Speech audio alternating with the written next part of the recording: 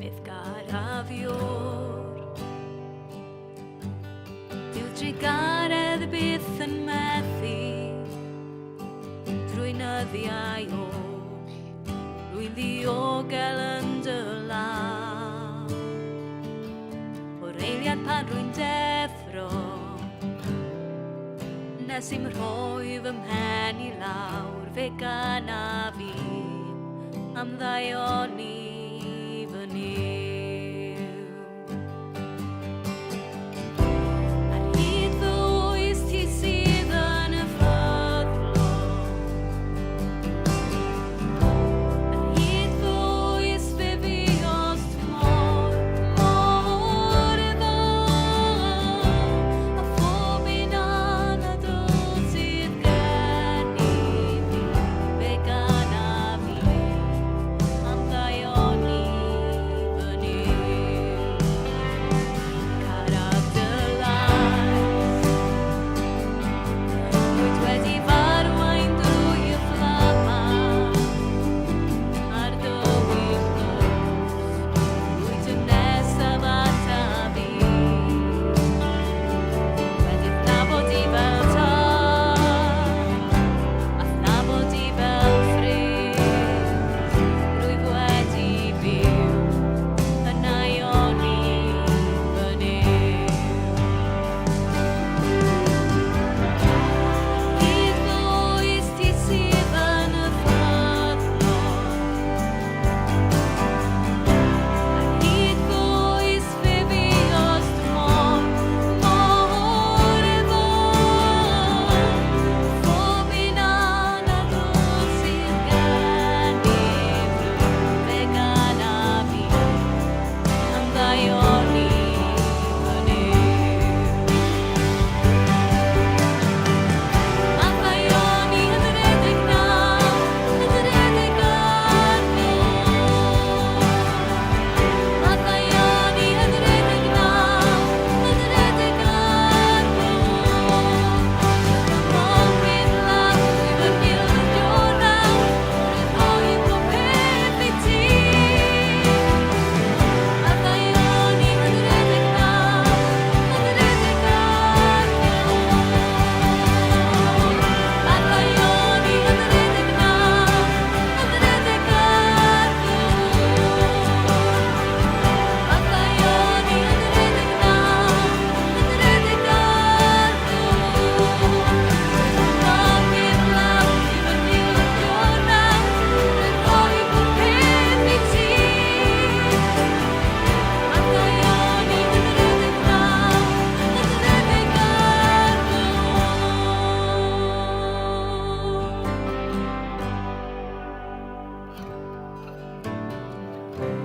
Ar hyd fy oes ti sydd yn y ffyddlon, ar hyd fy oes fe fi os mor iddo, a phob un anadl sydd gen i fi, fe gana fi am ddaioni fy niw.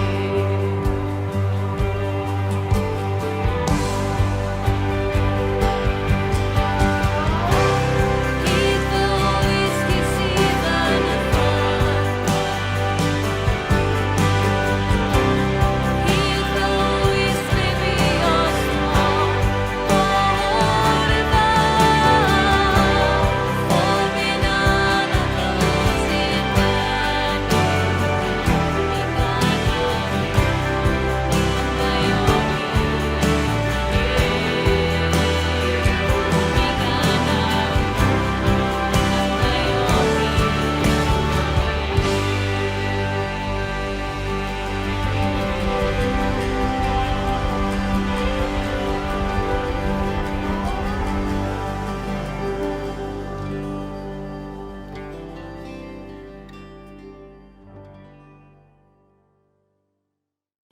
am Good morning. My name is Liz and it is my pleasure to welcome you here to worship with us this morning in the ministry area of Aberystwyth. Whether you live here in Aber and you come regularly to one of our churches, or whether you live miles away, or whether you're having just a sneaky little look online at what this church lark is like for the first time today, you are so very welcome, and we pray that you will meet with God today through our service. Now, I don't know where you are or how you're feeling this morning as you've come to worship.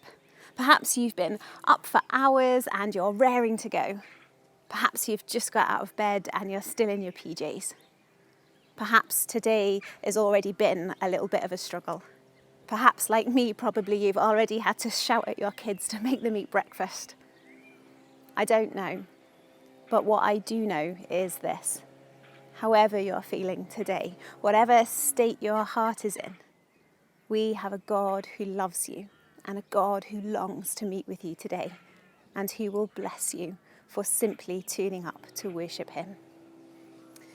And so as we prepare to begin our worship today, perhaps you'd like to pray with me. Father God, we do thank you for the privilege of being able to come and worship you.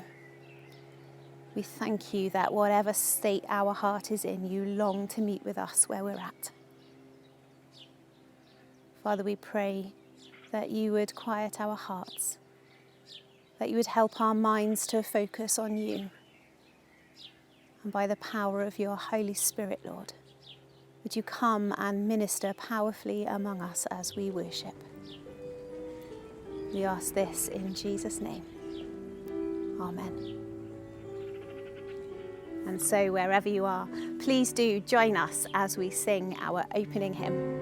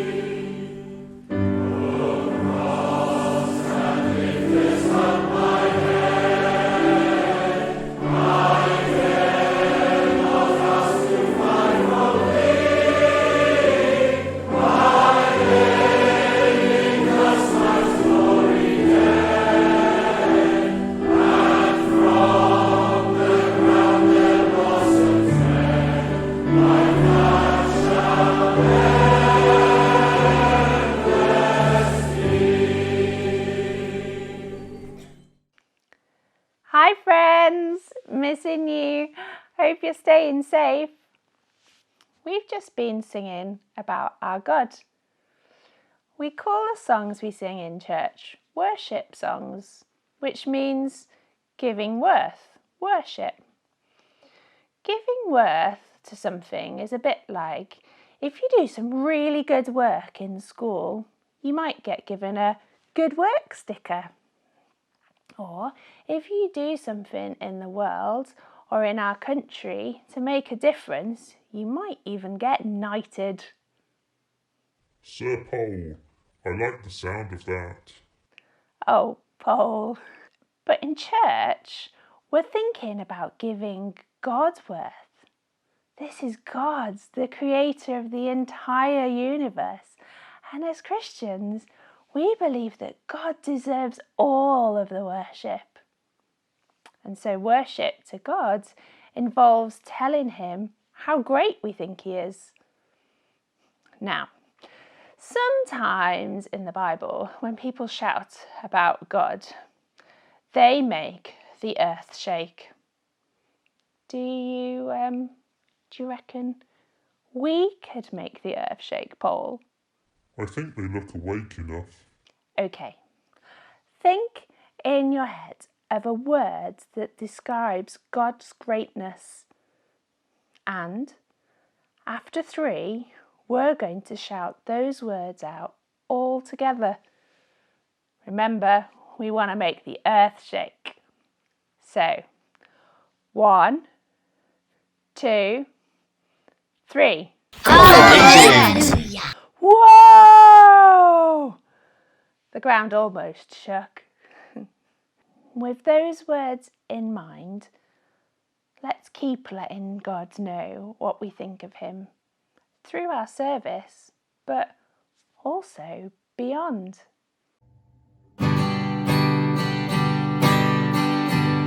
Let's welcome God into our homes this morning as we come to worship him. Let's sing, let our praise be your welcome. Let our praise be your welcome. Let our songs be a sign we are here for you. We are here for you. Let your breath come from heaven. Fill our hearts with your light. We are here for you. We are here for you. To you our hearts are open. To you our hearts are open. Nothing here is hidden. You are our one desire. You alone are holy. Only you are worthy. God, let your fire fall down. Let our shout be your anthem. Your renown fill the skies. We are here for you. We are here for you. Let your word move in power. Let what's dead, let it come to life. We are here for you. We are here for you. To you our hearts are open. Nothing here is hidden. You are our one desire. You alone are holy. Only you are worthy. God, let your fire fall down. To you our hearts are open. Nothing here is hidden. You are our one desire. You alone are holy. Only you are worthy. God, let your fire fall down. Let your fire fall down.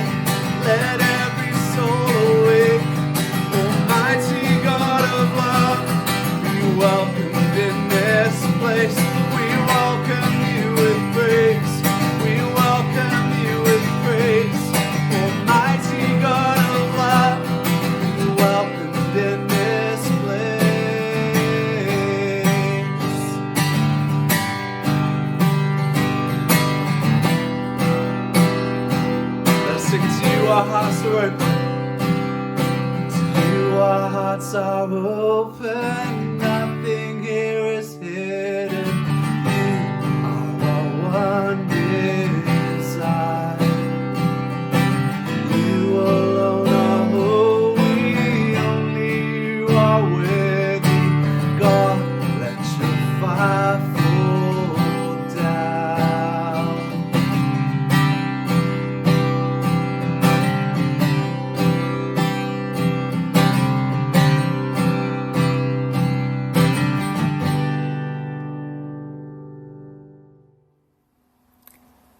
Daeth ym ynghyd yn deulu Duw, yn presenoldeb ein tad, i roddi'r o foliant a diolch, i glywed a derbyn ei air, i gyflwyno iddo anghenion yr holl fyd, ac i geisio ei ras, fel y gallwn trwy fab Iesu Grist, einroi ein hunain i'w wasanaeth. Let us confess our sins to the Father and seek his pardon and peace. Almighty and merciful God, we have sinned against you in thought, word, and deed. We have not loved you with all our hearts, and we have not loved others as Christ loves us. We are truly sorry. In your mercy, forgive us. Help us to amend our lives, that we may delight in your will and walk in your ways, to the glory of your name. Amen. Bydded i ddiw ein tad ac ymododd y byd ag ef ei hun, trwy ein harglwydd Iesu Grist, ac sy'n maddau pechodau pawb sy'n weired i ferio, faddau ni, a'n gwared o ddiolch ein holl pechodau, a roddi ni ras a nerth yr ysbryd glân. Amen.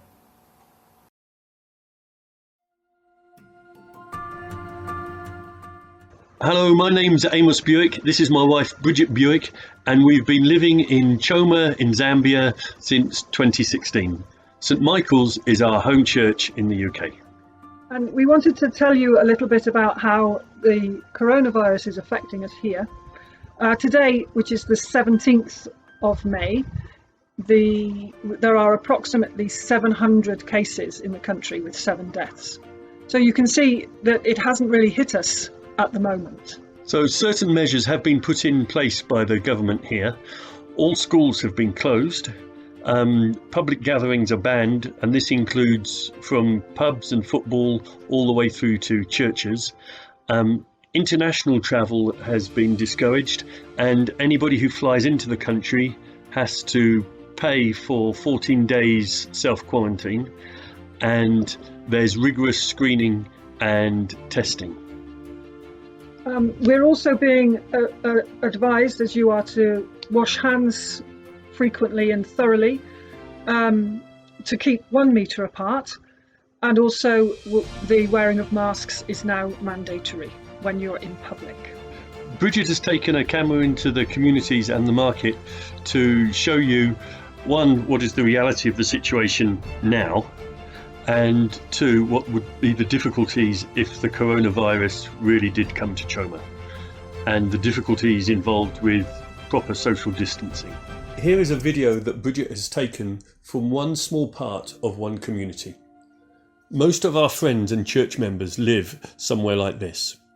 We have chosen to film when it is quiet and most people are either at work or resting. Other more affluent people live in larger houses, in their own yards, behind wall fences and big gates. But they employ numbers of maids, security personnel and workers from such communities as this. You can see how close together these houses are. Many families live in 2 or 3 room buildings and share a yard and toilet with their neighbours. Many leave for work very early in the morning and return 12 hours later. That is why there are so many small shops. Many earn enough only for that day. Few can store food safely. Clearly, social distancing will be difficult for some people. I've come to the market because I want to show you how difficult social isolation is here. We're supposed to be keeping 1 metre apart. We're all supposed to be wearing masks. Most of these marketeers and their customers earn each day what they need for that day. Which means it's impossible to limit the times that you come here.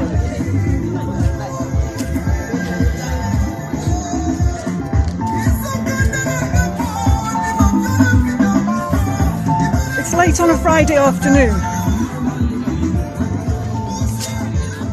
so it's not as busy as usual, but you can see the place is crowded. Very few people are wearing masks, which is now mandatory. Malinzi Kapenta. Malinzi Kapenta. Kapenta, 110, 120. Small ones. 10, 20, 40, 50, Okay, 60. okay. But dabola. Okay. But you can see how crowded it is. Just imagine if 10 people here had the virus, how quickly it would spread. So we are very grateful that it is being contained. So things are a bit different here for us as we wait for schools to open again. We don't know what will happen in the future. We don't know how things will pan out. And the same for you back in the UK, I think, that it's a confusing time. But I want to read you something from Psalm 18, which has been encouraging me.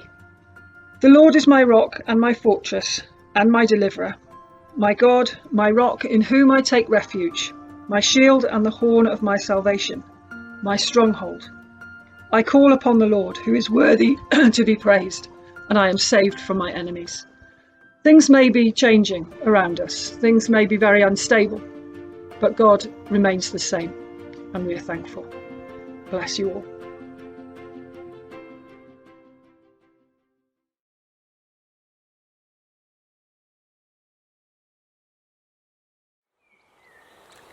One Samuel chapter 5. The Ark in Ashdod and Ekron. After the Philistines had captured the Ark of God, they took it from Ebenezer to Ashdod. Then they carried the Ark into Dagon's temple and set it beside Dagon. When the people of Ashdod rose early the next day, there was Dagon fallen on his face on the ground before the Ark of the Lord. They took Dagon and put him back in his place. But the following morning, when they rose, there was Dagon, fallen on his face, on the ground before the Ark of the Lord. His head and his hands had been broken off and were lying on the threshold. Only his body remained. That is why, to this day, the priests of Dagon, nor any others who enter Dagon's temple at Ashdod, step on the threshold. The Lord's hand was heavy upon the people of Ashdod and its vicinity. He brought devastation upon them and afflicted them with tumours. When the men of Ashdod saw what was happening, they said, "The Ark of God of Israel must not stay here with us, because his hand is heavy upon us and upon Dagon our God." So they called together all the rulers of the Philistines and asked them, "What shall we do with the Ark of the God of Israel?" They answered, "Have the Ark of the God of Israel moved to Gath." So they moved the Ark of the God of Israel. But after they had moved it, the Lord's hand was against that city, throwing it into great panic. He afflicted the people of the city, both young and old, with an outbreak of tumours. So they sent the Ark of the God to Ekron. As the Ark of God was entering Ekron, the people of Ekron cried out, "They have brought the Ark of the God of Israel round to kill us and our people." So they called together all the rulers of the Philistines and said, "Send the Ark of the God of Israel away. Let it go back to its own place, or it will kill us and our people." For death had filled the city with panic. God's hand was very heavy upon it. Those who did not die were afflicted with tumours, and the outcry of the city went up to heaven. Good morning, lovely people. Hope you're doing well today. It is a glorious day here in Aberystwyth and a wonderful day to feel alive with the Lord. So let's just lift everything to the Lord in prayer now. Father, we thank you for this day. We thank you for your creation and we thank you for your word. And we ask that with the help of your Spirit, you would open to us your word and help us to hear the things that you want us to hear this day. Amen. War. Huh? What's it good for? Absolutely nothing. Not my words. Those are the words of the late great Edwin Starr when singing about war. And words, for one reason or another, that have been playing on my brain for the last few weeks since I first read this reading that we heard today. Now, as I say it, I realise it's a pretty deep question. And in fact, questions over whether or not war is good or right or wrong or indifferent, or whether there is such a thing as a just war, are as old as our faith. And it's too deep a question to get into today. Maybe the reason why I've been playing that song in my head is because I can picture both the Israelites and the Philistines saying it and singing it at the end of this particular passage. For them, the question of war, what is it good for, was absolutely pertinent. Look at what happened in the battle before. The Israelites and the Philistines went to war. There was a winning side. It was the Philistines. There was a losing side. It was the Israelites. The Israelites not only lost the battle, but they lost the Ark of the Covenant. The Philistines not only won the battle, but they won the Ark of the Covenant. Big winners? No. Certainly not when we look at the reading today. And in fact, you could pretty much assume that they were thinking, what on earth have we done to deserve all this? They won a war, but the consequences were great. They didn't know when they took the Ark of the Covenant that it would bring with it death and destruction to two communities in their nation. They didn't know what it was they were dealing with. Maybe the Israelites weren't so sure as well. The Ark of the Covenant was a symbol of God's presence on earth. It contained in it manna from heaven, bread of heaven, manna from the wilderness when the Israelites walked it. It contained the tablets of stone that God inscribed the words of the Ten Commandments on. It had within it the things of heaven that miraculously came down for earth. And as heaven touched earth, it would always bring with it blessings or consequences. And that word consequences is really, really important when we think about today's reading.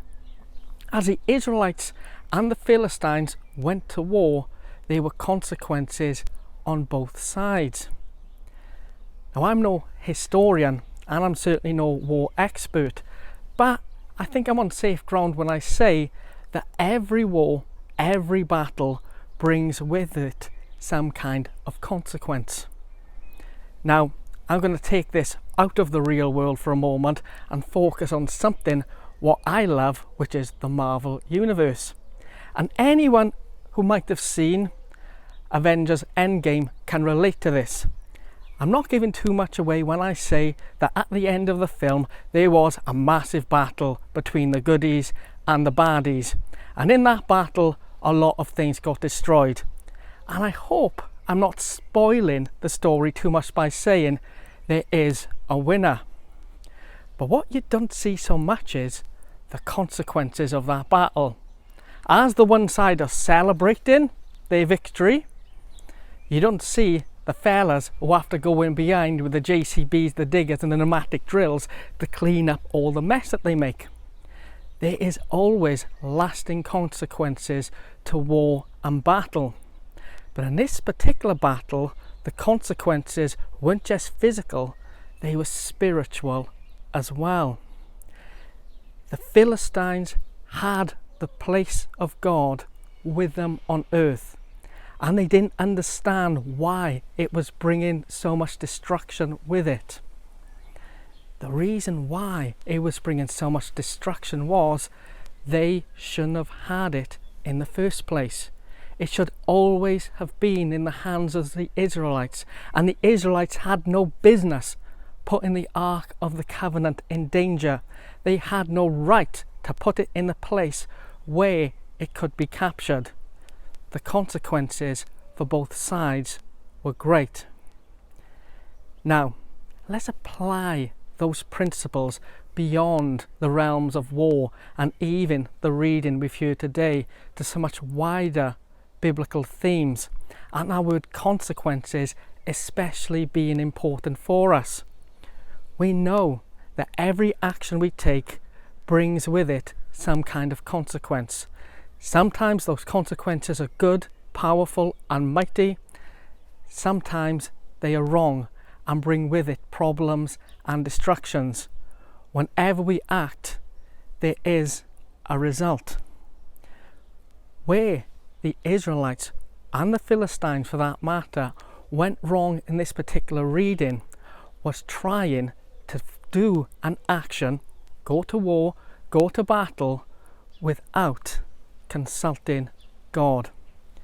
For them, this battle was a vanity project. This was about their egos. This was about their pride. This was about showing off who was the biggest, the strongest and the best in the land. This had very little, if anything at all, to do with God. And for the Israelites in particular, who had the Lord God on their side, they really screwed up. They screwed up big. They screwed up massive. And they screwed up because they didn't consult God first. They went ahead with their own plans. They went ahead with their own vanity project. They went ahead in the battle and risked it all because they could. What an important lesson for each and every single one of us today. When we act, to look at the bigger consequences. And more importantly, when we act, to bring things before God. Every action we take, be it big, be it small, be it somewhere in between, we need always to take to God first. We need to say and ask the Lord, is this in your plans? Is this in your desire for us? Prayer is vital in all of this. Prayer 101. We sometimes think that prayer is giving our shopping list to God of what we want. But prayer is more about us meeting where God is at and seeing his plans for us. The book of Proverbs tells us to seek the Lord in all that we do. Chapter 3 verse 6. In everything we need to seek after the Lord. Now, I'd be lying if I said I do that all the time. And I've got many mistakes and screw ups behind me to remind me that I've tried to do most things in my life under my own strength, not the Lord's. I know, and I'm sure you know, and can think of the times where you've messed up. The good news is God is always on our side, and I hope I'm not giving too much away to say for the Israelites it all turned out alright as well. But a lot of that pain, a lot of that destruction on both the Philistine and the Israelite side could have been avoided if they had done right by God in the first place. If the Israelites hadn't entered into a vanity project. This reading brings to us a challenge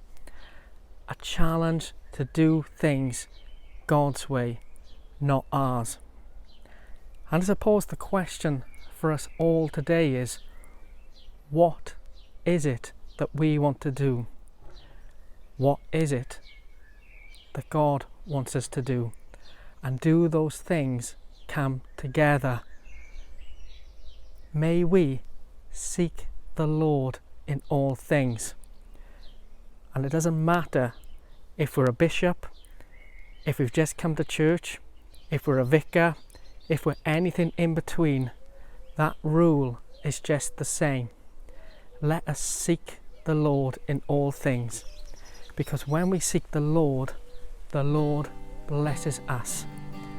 And may the Lord bless us as we look to the future.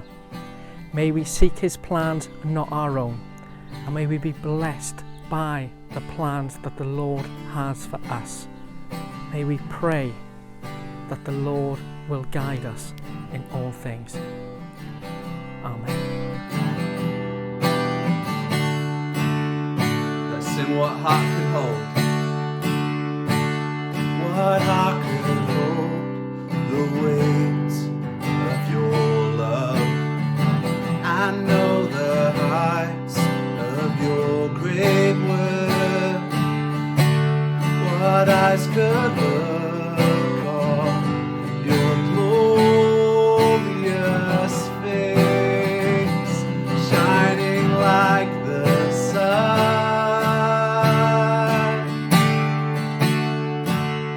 You are holy, holy, holy, God most high and God most worthy.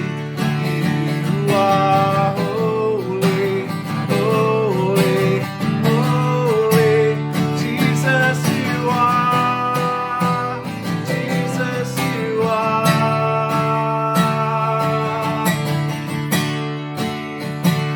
Your name alone has power to raise us. Your light will shine when all else fades. Our eyes will look on your glorious face, shining like the sun. Who is like you, God? You are holy, holy, holy, God most high and God most worthy. You are holy, holy, holy. Jesus, you are. Jesus, you are. Who shall we say you are? Who shall we say you are?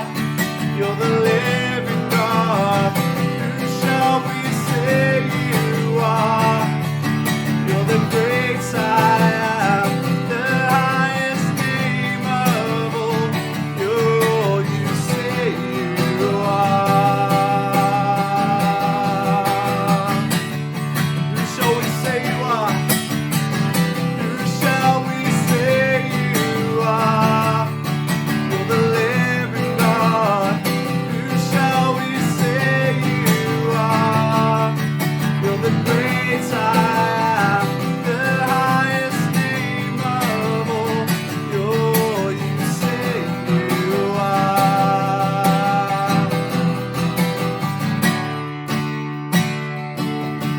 And you will come, and you will come again in glory to judge the living and the dead. All eyes will look on your glorious face, shining like the sun. Who is like you, God? You are holy, holy, holy, God most high and God most worthy. You are holy, holy, holy. Jesus, you are. Jesus, you are.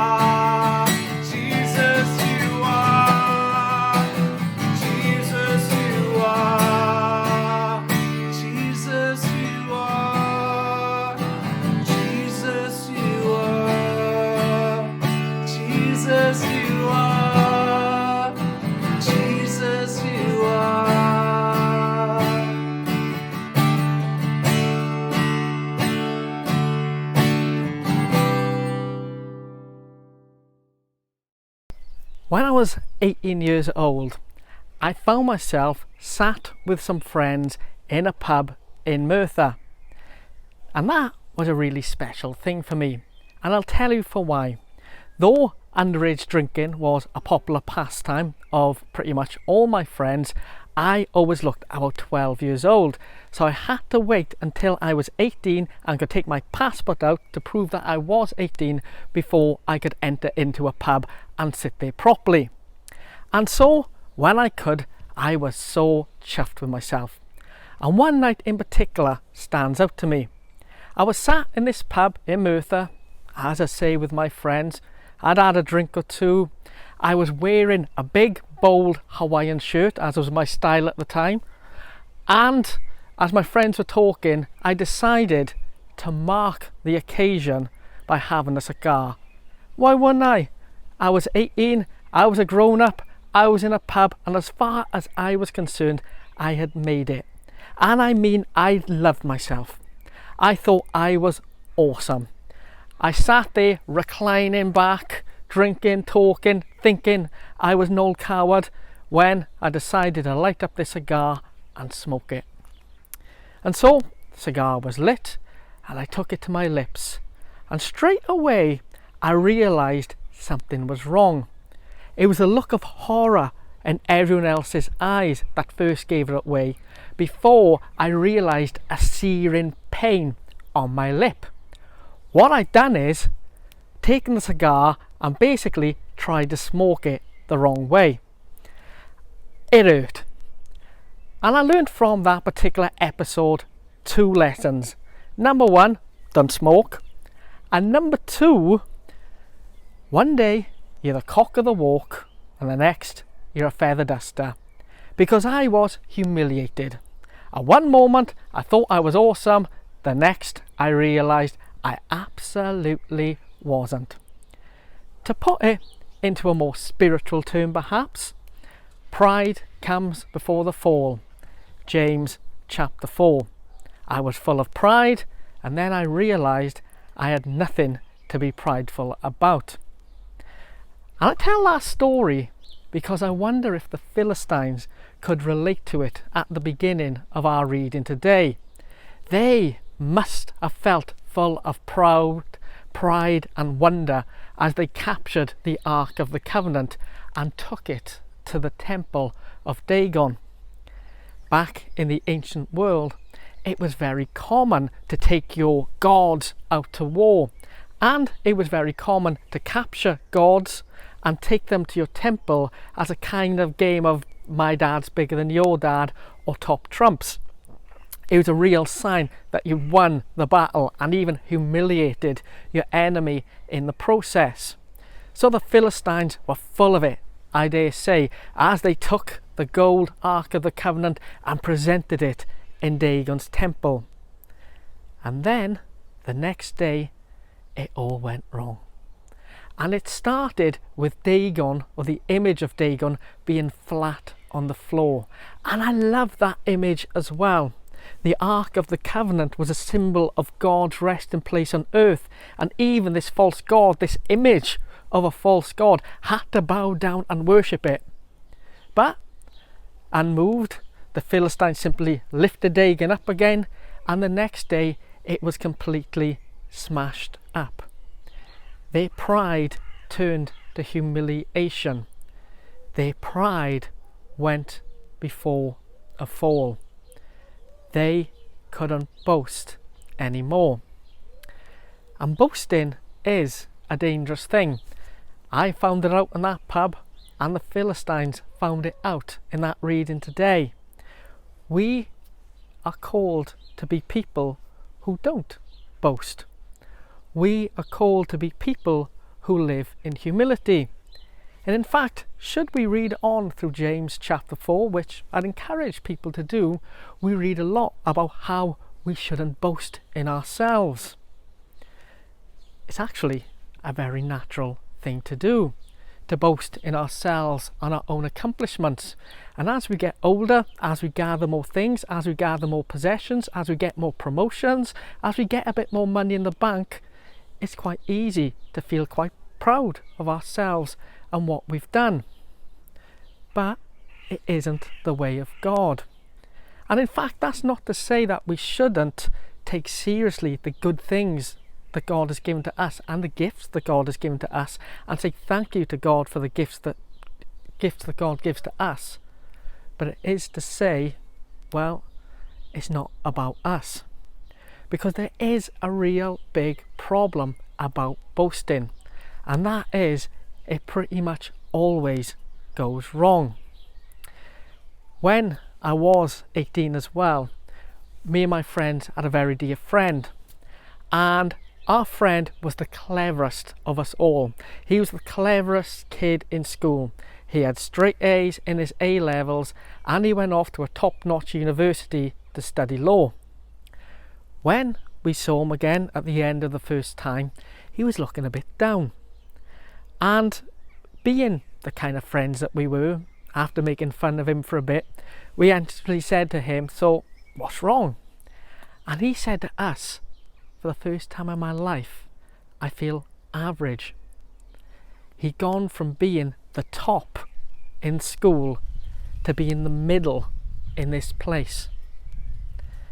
And that is something that's just a reality of life. Because it doesn't matter how clever we are, there'll always be someone cleverer. It doesn't matter how strong we are, there'll always be someone stronger. It doesn't matter how fast we are, there'll always be someone faster. And even if we're the fastest person on earth at a given time, somebody else will come along eventually who will be faster than us. When we boast in ourselves, we stumble and fall. We can't boast. And in many ways, when God says to us to be humble, he isn't saying as a way to keep us down. He's saying it to protect us. Because boasting in ourselves means trusting in ourselves. And when we trust in ourselves and just ourselves alone, it can go wrong. But we are encouraged to boast in something, and that is the Lord our God. Don't boast in us, but boast in the Lord. We can boast in God. We may not be able to trust in ourselves totally or humanity totally, but we can trust in God. When Liz and I were in college, we had a very good friend of ours, and he's a lovely, lovely, wonderful man of God. But he used to struggle with singing the song, Our God is Greater, Our God is Stronger, because he kind of thought that he was showing off a bit. But it's not. It's saying our God is the greatest, our God is the strongest, our God is better and higher than any other God. And if you want to see the evidence for it, look at what happened in that temple. Look at how that God fell. That God, a false God, fell before the one true God. And this is where the real good news is. That is the God who is on our side. That is the God who created a universe and is on our side. That is a God who flung stars into space and he's on our side. That is a God who made all things and he's on our side. That is a God who sent his son Jesus Christ to die on a cross and rise again to give us forgiveness of sins and eternal life, and he's on our side. And not only is that God on our side, that God wants to be intimate with us. That God wants to be with us always. That God is interested in every single aspect of our life. That God is fascinated by who we are. That God wants to hear from us and wants to know from us. That is the God who we worship. That is the God who we adore. All things will fall down before him, and he is with us and he is for us. Yes, when we boast in ourselves, it goes wrong, but we have a God that we can boast in. This is the God who makes all false gods crumble and fall, who all will bow down before.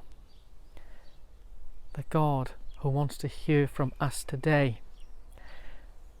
And I suppose for us today, what is on my heart is what is on your heart. In fact, what's on our heart.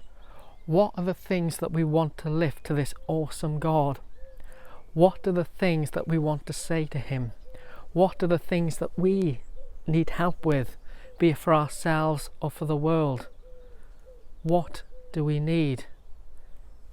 Let's lift them to him. Let us lift them to the Lord. Let us lift them to God now.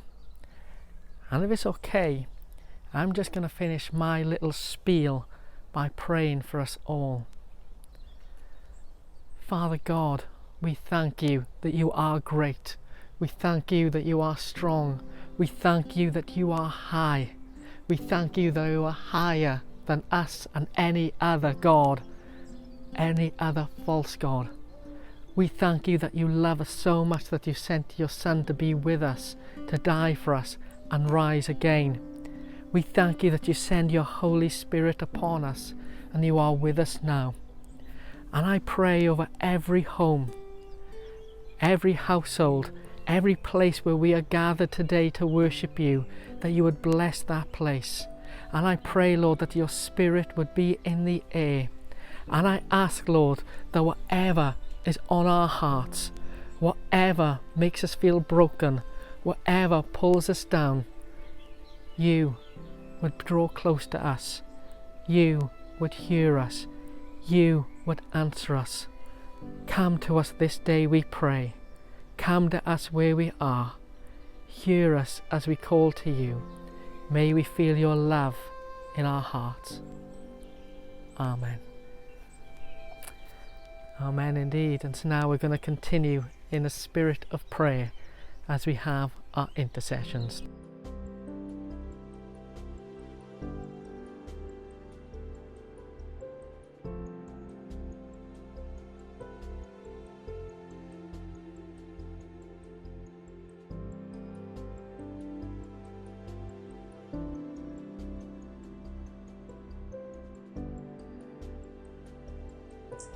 Some words from Psalm 68. Sing to God, you kingdoms of the earth. O sing praises to the Lord. Ascribe strength to God. His excellence is over Israel, and his strength is in the clouds. O God, you are more awesome than your holy places. The God of Israel is he who gives strength and power to his people. Blessed be God. Heavenly Father, as we come into your presence today, we remember that you are our great and awesome God, maker of heaven and earth, majestic and holy. We acknowledge that we could never merit approaching you without your help, and we are so grateful that in your Son, Jesus Christ, you have made a way. You have opened a door so that we may come into your presence and pour out our hearts before you. Thank you that you see us. You know us. You love us. Your heart is always filled with love and compassion for us. Thank you for all your goodness and kindness, your mercy and grace. You are a good, good Father. And we say with the psalmist, Blessed be the Lord, who daily loads us with benefits. At this time of national crisis, we bring our nation before you. We pray for our UK leaders, our Queen, and those in the Government of Wales. Grant wisdom and understanding as they prepare to put in place measures to ease the lockdown. We pray especially for Charlie Kingsbury as he becomes Aberystwyth Town Mayor at this time. May he go forward into this new role with your blessing. Lord, in your mercy, hear our prayer. We pray for the scientists who are developing tests and finding vaccines, searching out treatments to combat COVID-19. Give them good ideas, skill and expertise, and the breakthroughs that they need. Lord, in your mercy, hear our prayer. We pray for all NHS staff, that they will have the perseverance and stamina to continue their vital work. We pray that they will have the PPE they need and protection from infection as they care for the seriously ill. May they see hope in every situation and have the joy of bringing many patients back to health. Lord, in your mercy, hear our prayer. We pray for those who work in care homes. Thank you for their care and dedication.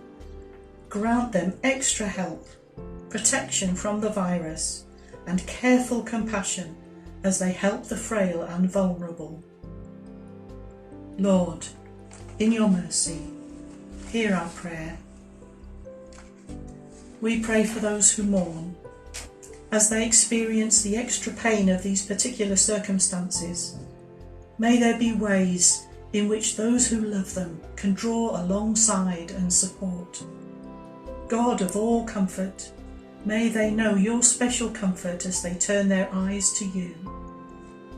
Lord, in your mercy, hear our prayer. We pray for those who have developed symptoms. Where there is anxiety, bring your peace. We entrust them to your care and pray for your blessing of life over them and a full recovery. Lord, in your mercy, hear our prayer. As we look out across the world, we know that we're joining in with millions of voices worshipping you today. Bless those who are coping with war as well as the virus, Yemen and in Syria. Bless those who are being persecuted because they belong to Jesus in China and North Korea, India and Pakistan. Grant them faith and perseverance and the help of your Holy Spirit to know what to do. Bless all those in prison for your name's sake, in Iran and Eritrea. Bless those coping with violence against them in Nigeria and Sudan. Bless those who cannot have fellowship with other believers, but are dependent on other means of communication for worship and teaching. And however your church gathers today, may they know the joy and comfort of your presence, the wonderful love of Jesus, and the power of the Holy Spirit to live for your glory, growing ever stronger in faith, hope, love, and holiness. Lord, in your mercy, hear our prayer.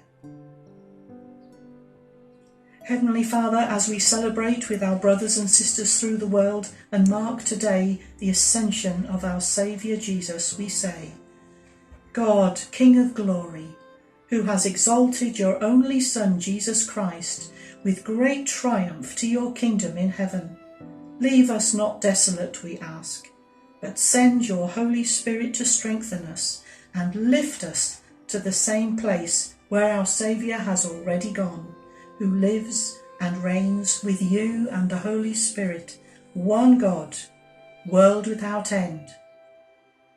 Amen.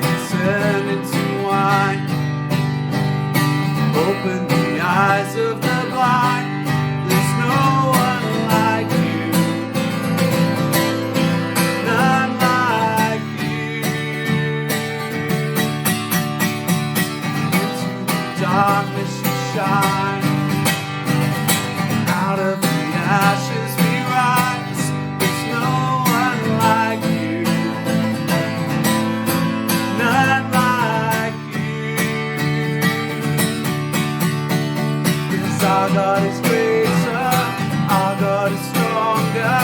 God, you are higher than any other. Our God is healer, awesome in power. Our God, our God.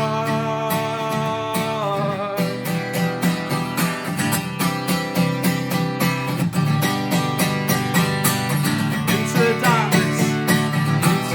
darkness you shine. Out of the ashes we rise. There's no one like you, none like you. 'Cause our God is greater, our God is stronger. God, you are higher than any other. Our God is healer, awesome in power. Our God, our God.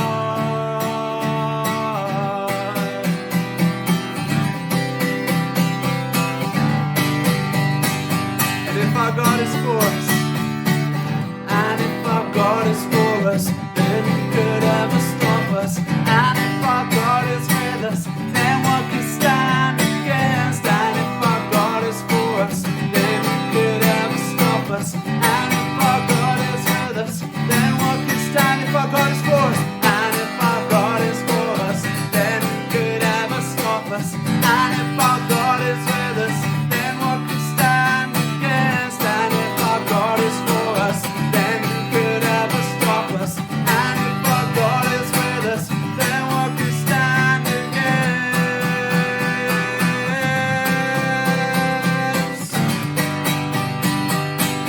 Then what could stand against?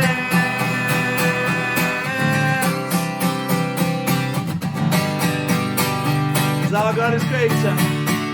'Cause our God is greater. Our God is stronger. God, you are higher than any other. Our God is healer, awesome in power. Our God, our God.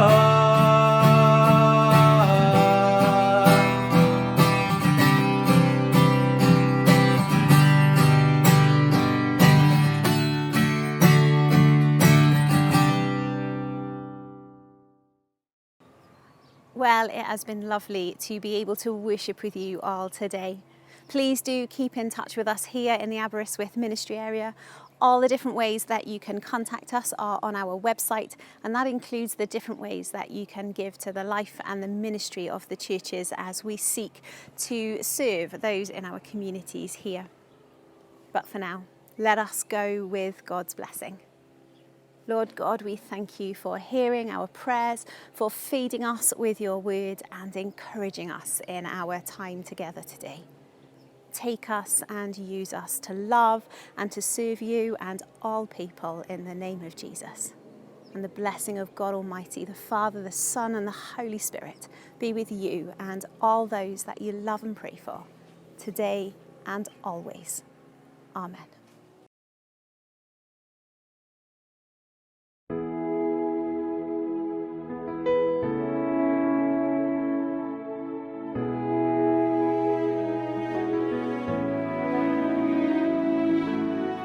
Byddedir ar y glwyn, dyfedifio, oedd gadw y llewyrchu ei wyneb at y ti, a bod yn rasnol, ac edrych arnat, a roi heddi ti. Byddedir ar glwyn, dyfedifio, oedd gadw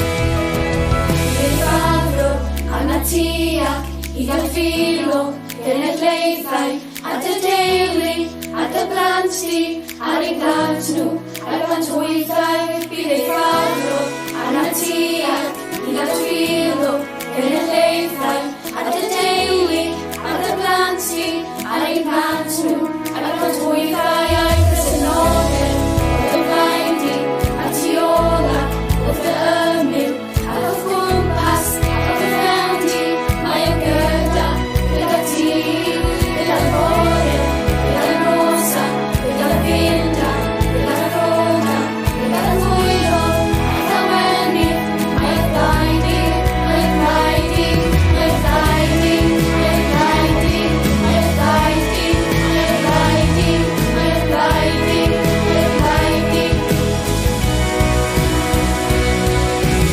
Amen.